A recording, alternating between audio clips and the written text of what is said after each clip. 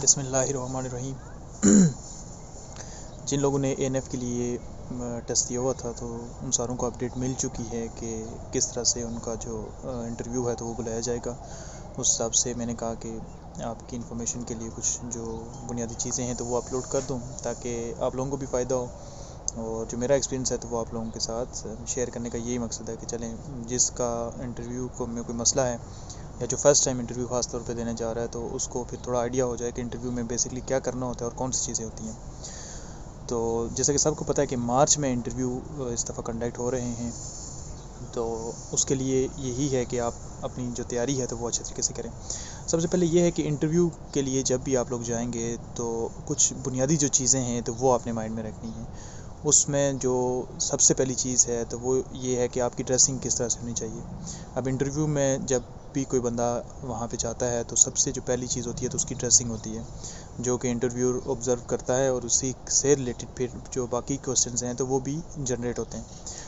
तो ख़ास तौर पे जो लोग गाँव से हैं या जो लोग शलवार कमीज़ ज़्यादा पहनते हैं तो अगर वो कंफर्टेबल हैं तो पेंट कोट या 3 पीस वो पहन के जाएं। अगर वो कंफर्टेबल नहीं है तो आप कोई भी शलवार कमीज़ जो है तो वो पहन सकते हैं।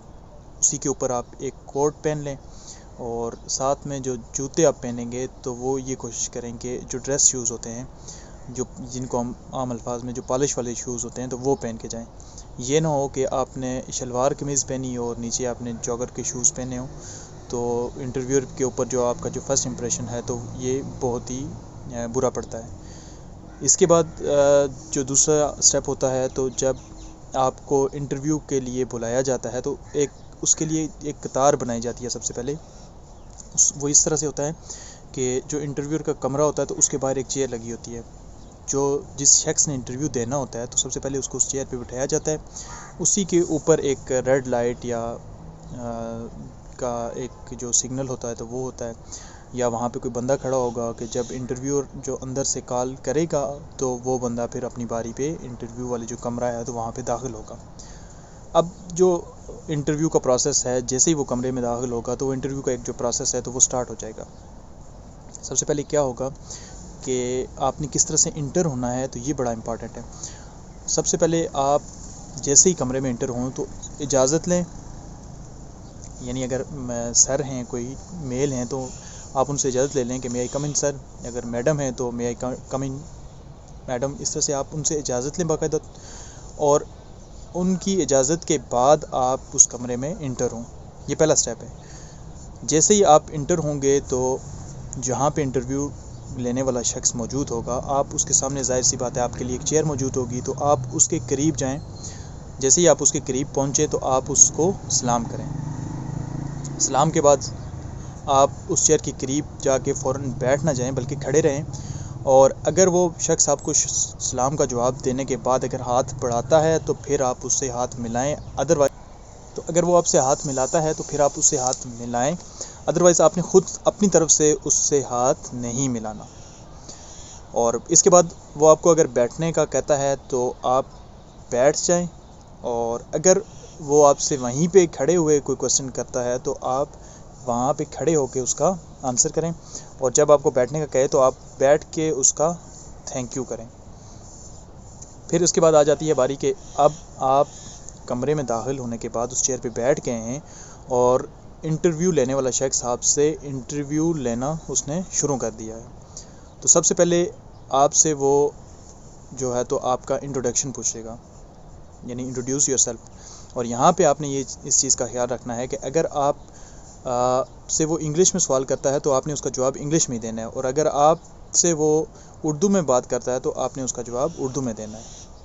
ये ना हो कि अगर वो आपसे उर्दू में पूछे तो आप इंग्लिश में देना शुरू हो जाओ, या इंग्लिश में पूछे तो उर्दू में देना शुरू हो जाओ। तो इस चीज़ को आपने माइंड में रखना है। और इंट्रोडक्शन में आपने क्या बताना है कि अपना नाम, आपकी क्वालिफ़िकेशन, और उसके बाद जो आपका एरिया है या जो प्लेस है जहाँ पे आप रहते हो तो उसके बारे में आपने वहाँ पे उसको बताना है। ये एक ब्रीफ सा जो आपका इंट्रोडक्शन होगा तो उसके सामने होगा। उसके बाद आपने उसको गौर से सुनना है। जिस हिसाब से वो आपसे क्वेश्चन करेगा आपने उसी के मुताबिक उसका आंसर करना है। मसलन तो उसी लैंग्वेज में आपने उसका आंसर करना है। अगर उर्दू में है तो उर्दू में करें, और अगर इंग्लिश में कर रहा है तो फिर आप उसका आंसर जो है तो वो इंग्लिश में करें। ये एक प्रॉपर तरीका होता है। लेकिन अगर जाहिर सी बात है कि बहुत से लोगों को इंग्लिश में प्रॉब्लम होती है, तो इसमें घबराने वाली कोई बात नहीं है। आप अपना जो आंसर है तो वो आप उर्दू में कर सकते हैं, फिर उसको खुद समझ आ जाएगी कि इसको इंग्लिश में थोड़ा सा प्रॉब्लम है, तो वो मज़ीद आपसे कोई क्वेश्चन जो होगा तो वो इंग्लिश में नहीं करेगा।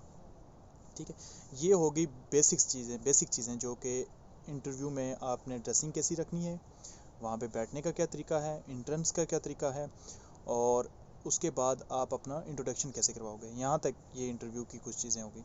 इसके बाद ये है कि कुछ क्वेश्चन जो होगा तो वो आपसे डायरेक्टली पूछेगा, जैसे कि आपका नाम क्या है, आपने कौन सी डिग्री ली हुई है, किस यूनिवर्सिटी से ली हुई है।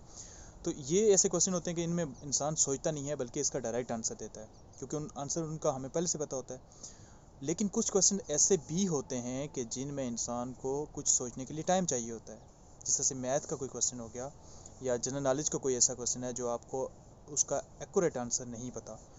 तो इस सिचुएशन में अगर आपको कुछ सोचना है, यानी 2-4 सेकंड का टाइम लेके अगर आपने वहाँ पे सोचना है, तो आपने जो सबसे इम्पॉर्टेंट चीज़ है वो अपना आई कांटेक्ट जो है तो उसको मैनेज करना है। यहाँ पे आई कांटेक्ट का बेहतरीन तरीका क्या है कि देखें, जब आपसे इंटरव्यू कर रहा होगा तो आप ये करें कि आई कांटेक्ट उसके साथ रखें।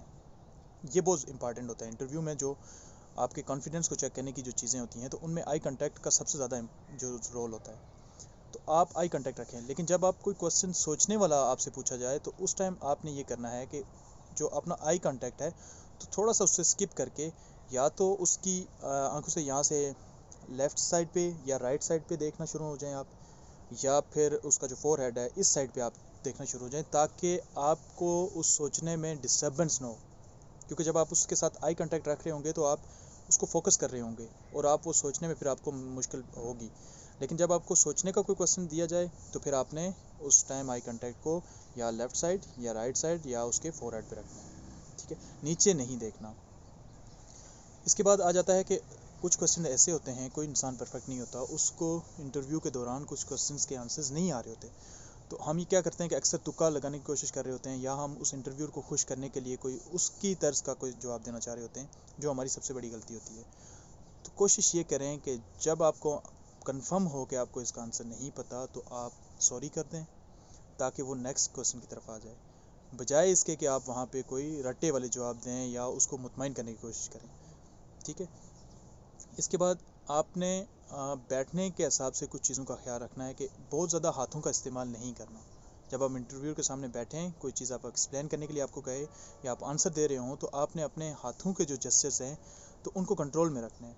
बिल्कुल नॉर्मल तरीके के साथ आप चेयर के साथ टेक लगा के बैठें, ना तो इतनी ज़्यादा मूवमेंट करें, टांग पे टांग बिल्कुल नहीं रखनी, बिल्कुल नॉर्मल अंदाज से दोनों टांगें आपकी ज़मीन के साथ टच कर रही हों, हाथ आपके बिल्कुल नॉर्मल अंदाज के साथ वहाँ पे आप जिस पोजीशन में कंफर्टेबल हैं। बांधने नहीं हाथों को, यानी कि इस तरह से हाथों को इस तरह से जोड़ के नहीं रखना।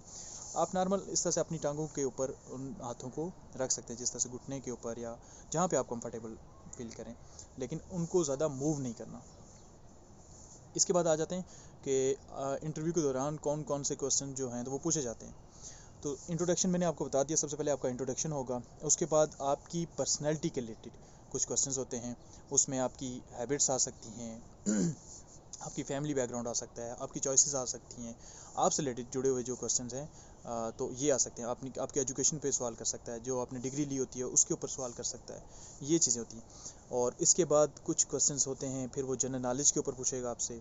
ठीक है, और जैसे कि मैंने पहले बता दिया कि जिनके आंसर आपको ठीक आते हैं आप उनका ठीक ठीक आंसर दे दें, जिनके आंसर का आपको डाउट है तो आप उसके हिसाब से फिर सॉरी करते हैं।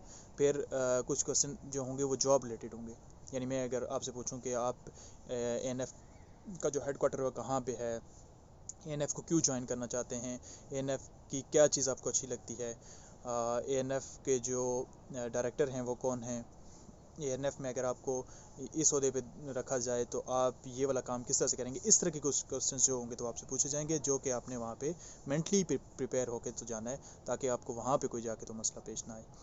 ये बेसिक चीज़ें हैं जो इंटरव्यू के हवाले से हैं। आपने यहाँ पे जनरल नॉलेज को भी कवर करना है, मैथ्स इस्लामियात के क्वेश्चंस को भी कवर करना है, अपनी पर्सनैलिटी के रिलेटेड भी, अपनी ड्रेसिंग को भी।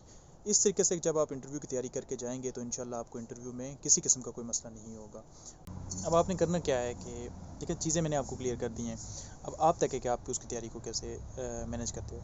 तो सबसे बेहतर तरीका ये है कि आप अपना इंटरव्यू खुद लो, शीशे के सामने खड़े हो जाओ, अपना आई कांटेक्ट रखो, बार बार अपने आप से क्वेश्चन करो, अपने दोस्तों को अपना इंटरव्यू दो, अपना कोई अगर सीनियर कोलीग है या सीनियर है तो उसको आप कहो कि आपसे वो इंटरव्यू ले। इस तरह से क्या होगा कि आपकी जो गलतियाँ होंगी वो यहीं प्रैक्टिस के दौरान ख़त्म हो जाएंगी, और जब आप मार्च में इंटरव्यू के लिए जाओगे तो आपकी मुकम्मल तैयारी होगी।